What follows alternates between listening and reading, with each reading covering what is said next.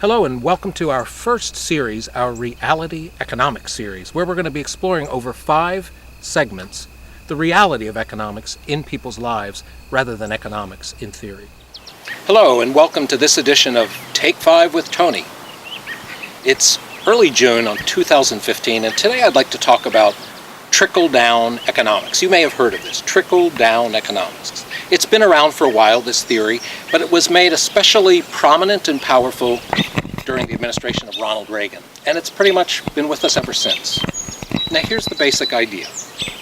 There's a small group of people at the top, the folks who own the very large businesses, and the people who invest in those big corporations.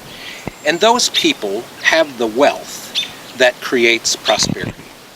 Now when taxes are high on them, corporate taxes or personal income taxes, they tend to hold on to their money. They put it away. They don't invest it.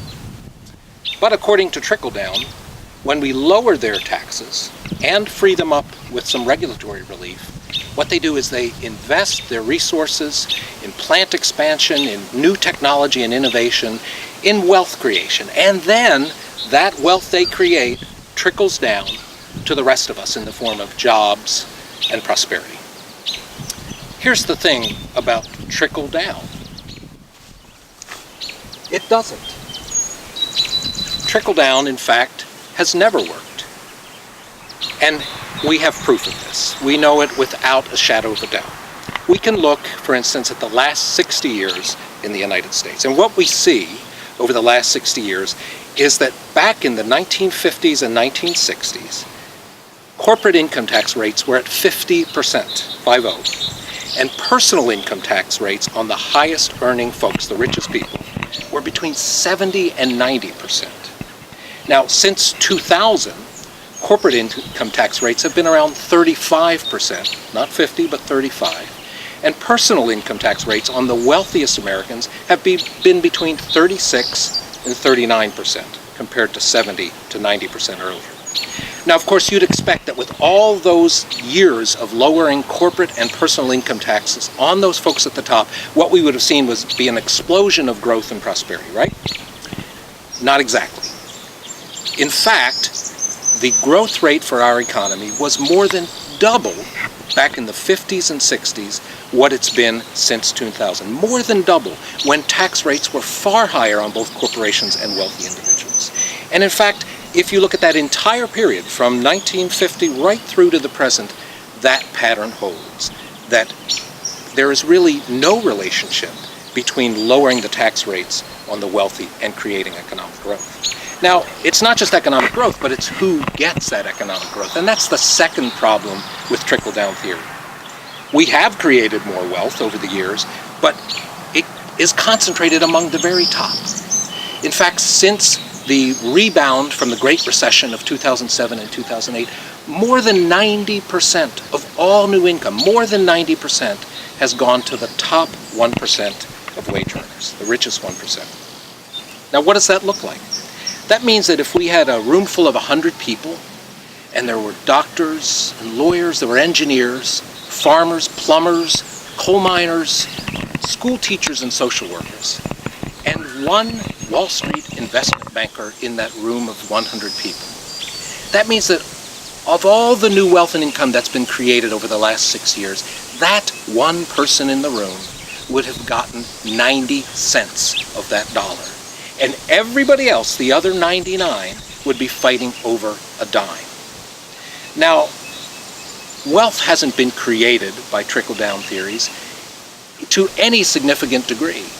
And the wealth that has been created has been stuck at the top because of the policies that we've pursued over the last 30 years. Trickle-down doesn't. And so for the balance of this series, we'll be talking a lot about an alternative that I call building the bottom-up economy. Hope to see you next time. Thanks. In our second segment, we're going to continue talking about trickle-down economics and use a little fun graphic to explore how trickle-down is supposed to work, how it really works, and then the difference between that and a bottom-up economy. Hello, it's July of 2015, and welcome to this segment of Take 5 with Tony. Last time we talked about trickle-down economics and what it's supposed to do and how it really hasn't panned out. Well, I want to review that, but mostly I want to talk to you today about something very different, something called bottom-up economics. That's going to be a theme of this series. Now let's begin with a short review of trickle-down. Trickle-down economics, you might recall, is based on the notion that we have layers in society with a small group at the top, and that those folks are the key to economic prosperity. That if we pour in a little wine or champagne, it will overflow the boundaries and reach the next level. Soon that will overflow and reach the next, until pretty much everybody is getting some of the action, getting that prosperity that has trickled down from that little group at the top. That's how trickle-down is supposed to work.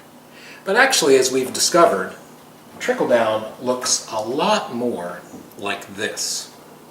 There's a big group at the bottom, and they don't have very big cups.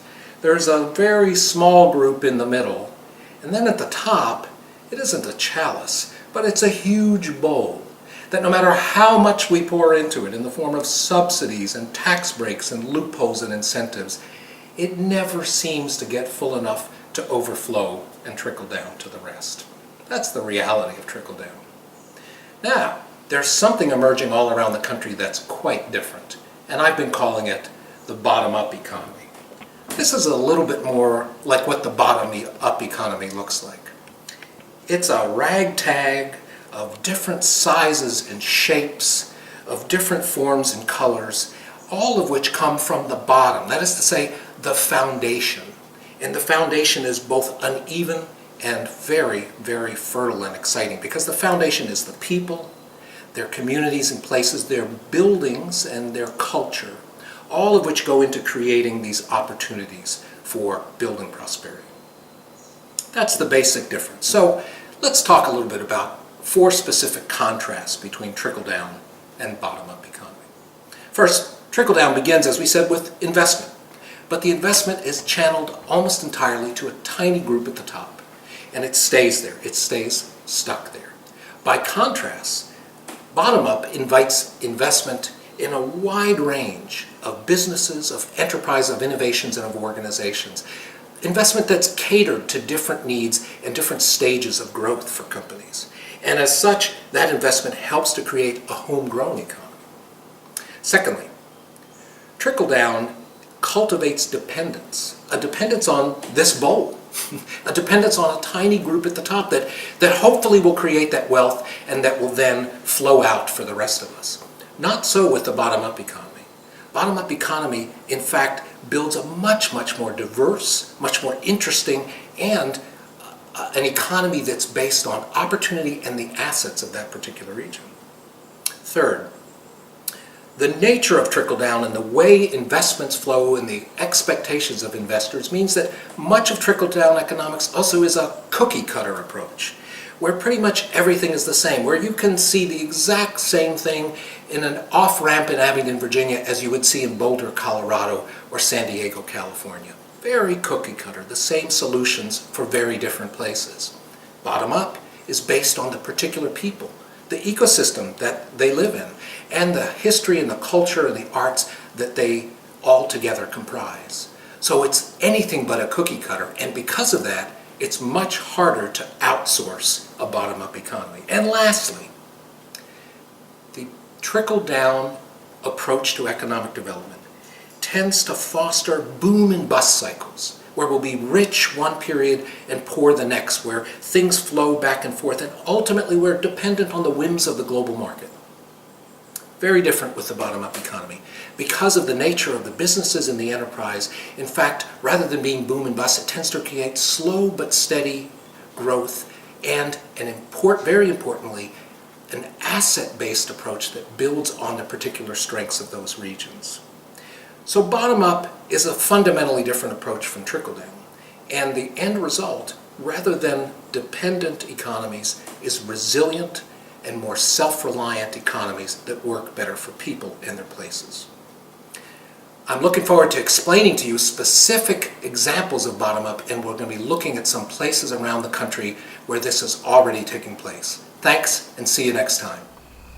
In our third segment, we're going to be talking about economic growth and specifically the way we measure it, called the gross domestic product, the GDP. Stay tuned. Hello, and welcome to this mid-August edition of Take 5 with Tony. Everybody wants a good economy, a strong economy that creates jobs, provides good opportunities with good wages. Everybody wants that. And most people would also agree that the economy ought to support families, ought to help nurture strong communities, ought to build our society overall. A lot of people have very different ideas, though, about how we do that. Do we cut taxes on the wealthy and corporations? Do we invest in infrastructure? Do we bolster our education system? Lots of very different ideas. But even among those different economists and politicians and pundits, probably one thing everybody agrees to, and that is we need economic growth. We must always have more economic growth as the means to prosperity, as the means to opportunity. Now, we're going to talk about economic growth a lot in this series, but right now, today, I want to focus on, well, how do we measure economic growth? How do we decide that we're growing? And there's really one measurement for that, and it's called the gross domestic product, or the GDP. The GDP has been around for almost 80 years now, and it is not only the most important measurement of economic growth, but really in most respects, the most influential measurement for whether or not we're doing well, whether or not our economy is healthy. So what is the GDP? Well, when I sell my produce at the Abingdon Farmers Market or to a local restaurant or a supermarket, I'm contributing to the GDP, those sales, myself and other farmers. When I buy compost from a local vendor in Blountville, Tennessee, compost that helps build the fertility of my soil, well, that compost purchase contributes to the GDP. When I bought my rifle at Mahoney's 3 years ago, I contributed to the GDP, and every time I buy a few more bullets, I contribute a tiny bit to the GDP. Now, when I take this rifle and I'm lucky enough to get a groundhog, I might help the GDP a bit because maybe I'll harvest a few more peppers and tomatoes and melons that the groundhogs don't get. But here's the weird thing. If I miss the groundhog and shoot myself in the foot, I'll actually contribute quite a bit more to the GDP. Now, I'll lose a couple of weeks of sales at the farmer's market, but that'll be way more than compensated for by the fact that that shot in the foot, it's going to send me to the emergency room, and after that, doctors and maybe surgeons, followed by pain-killing medication and probably a couple of months of physical therapy, and every bit of that will contribute to the GDP. That's because the gross domestic product is just that. It's gross, it's aggregate, it's total. And so it does not discriminate between good stuff and bad stuff, between things that prevent problems and things that create problems. Probably one of the best examples is cigarettes. When you buy a pack of cigarettes, you contribute a tiny bit to the GDP. If you buy 2 packs a day in and day out, year in and year out for 20, 25, 30 years, you contribute quite a bit to the GDP. But you know what? Your most spectacular contribution to the GDP won't be the purchase of the cigarettes. It'll be when you get emphysema, or heart disease, or lung cancer. Because then you'll find yourself in emergency rooms and hospitals and long-term chronic care, ventilators, perhaps surgery, and very, very expensive medications. Every bit of that contributing to the GDP. So you see, the main measurement we now have to determine whether or not our economy is healthy and by extension our society is healthy, in fact, not only doesn't discriminate between good and bad, but it kind of favors bad stuff. If you buy cigarettes or shoot yourself in the foot or you pollute the environment, not only do you contribute to the economy when you do it the first time, but so too do you contribute when then it all has to be cleaned up, fixed, the problem solved. I think in this time in our history, 80 years after the GDP was formed, we need to find much better measurements that truly tell us not just if the economy's growing, but that measure the real health of the economy, not just its total output. We'll talk about that in coming segments. So thanks, and see you next time. We measure economic growth with the gross domestic product, but we also have to talk about how do we price things? Why do things cost what they cost, and what's included and what is not? This next segment looks at economic externalities. Hello and welcome to this segment of Take 5 with Tony. Last time we talked about the GDP, the gross domestic product, and how it measures everything we buy, goods and services, but isn't a very good measurement of our economic health. Well, we do buy a lot of stuff, and how do we set prices? What exactly is in the price of a product that we buy? Well, this morning I stopped by and I bought a sausage biscuit. I have to admit, I'm a sucker for a good sausage biscuit, and gotta say that Hardee's makes a pretty good one. But you know, I rarely buy that, partly because of my own health concerns, but more so because of something called economic externalities. Now, economists would tell us that an externality refers to anything that is a real cost, but is not built into the price of a product. So what was not in the price of my $1.39 sausage biscuit? Well, let's start for one with the sausage itself. Probably about 99% likelihood that the sausage in this biscuit, and almost any other biscuit you would buy from a franchise or fast food restaurant, came from hogs that were raised in confined animal feeding operations, or CAFOs, huge facilities with 25,000 hogs in one setting. Now, putting aside for a moment the cruelty of that to these very intelligent creatures, there are actual real costs for people.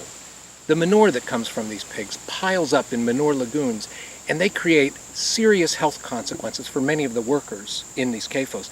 For people living a mile or two downwind, it's very common to have severe respiratory problems. And if you get a big storm or a break in one of these dams, you can have horrific water pollution problems from this manure.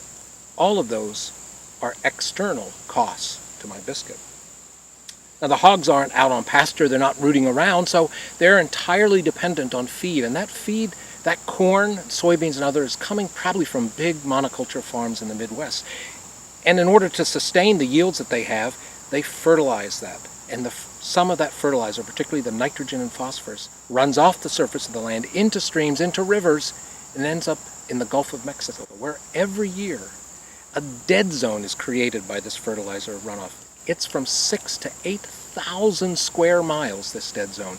What are the costs of that? Well, a lot of dead fish, but also fishermen, tourist businesses, and others whose livelihood is seriously hurt by the destruction of that ecosystem for several weeks or months each year. All external costs.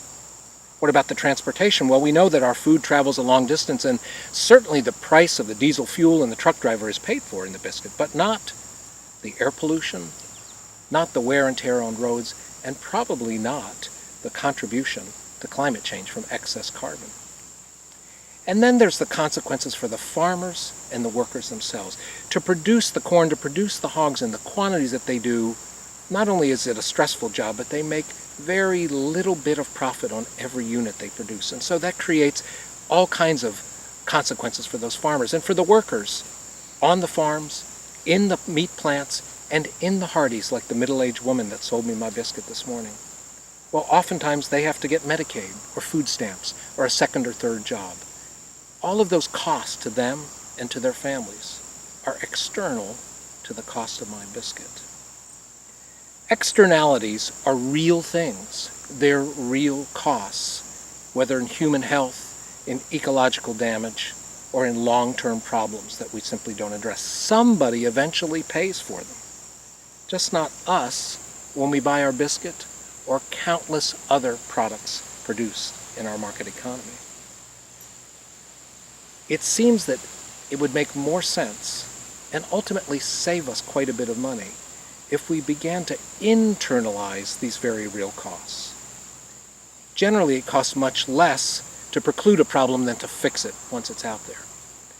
And so, as we move forward, we should be striving to figure out and support those businesses and policies that help us to internalize the true costs of production, all of them, rather than foisting many of them off on our neighbors, on the taxpayer, and on future generations.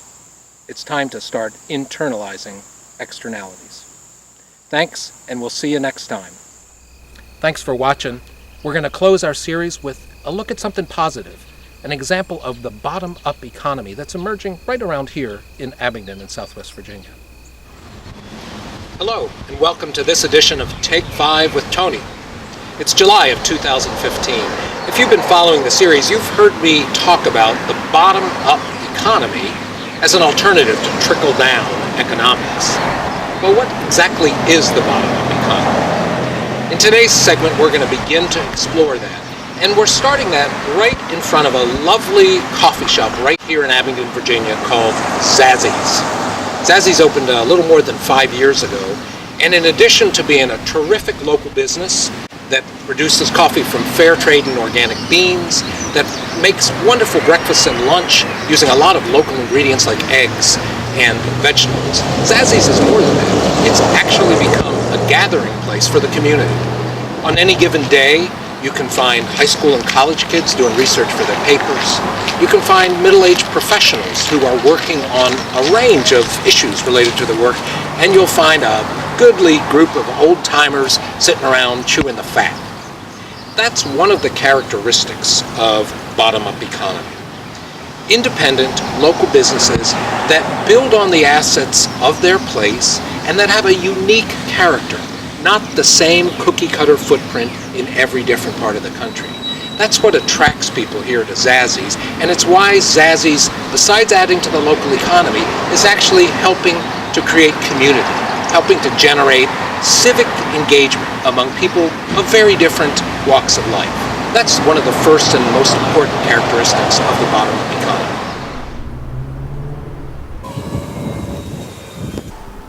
Another thing that's very common to bottom-up economies is the idea of building on your strengths, the particular interests and assets and the things that make you special. Here at Heartwood in Abingdon, Virginia, that's exactly what they've done. They've lifted up everything from music and culture to the creative arts and artisan craftsmanship. Let's go inside and take a little look at that. At Heartwood, you'll find a tremendous range of fine quality craftsmanship products, from food to bowls to ceramics to paintings to musical instruments, all of them representing real gifts and real skills of people in this region, many of them coming from historic traditions of making what you needed for yourself and your family. At Heartwood, they combine not only the crafts themselves, but modern technologies to allow people to view where these products come from and to send them off to meet the artists and artisans themselves. The common denominator is building on the strengths of the region rather than feeling like you always must bring in work from outside.